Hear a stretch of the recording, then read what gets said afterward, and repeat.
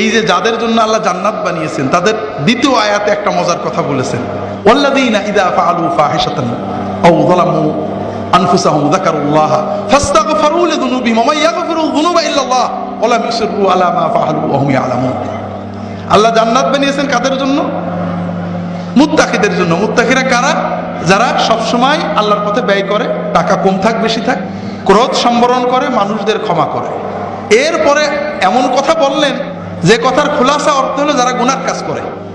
আমরা মনে করি ওলি আল্লাহ মানে কোনো ভুল করা তো দূরের কথা, গুনাহও করে না। না, গুনাহ মানুষের হতে পারে, গুনাহ না করা কোনো মানুষের বৈশিষ্ট্য না। আল্লাহ বলছেন কি, ওয়াল্লাযীনা ইযা ফাআলু ফাহিশাতান আও যালামু আনফুসাহুম। আল্লাহ জান্নাত বানিয়েছে তাদের জন্য যারা হঠাৎ করে কোনো গুনার কাজ যদি করে ফেলে, কোনো অন্যায় করে ফেলে, যাকারুল্লাহ আল্লাহর কথা মনে করে ফেলে, ফাস্তাগফিরু লিযুনুবিহিম তাড়াতাড়ি আল্লাহর কাছে গুনার জন্য ক্ষমা চায়।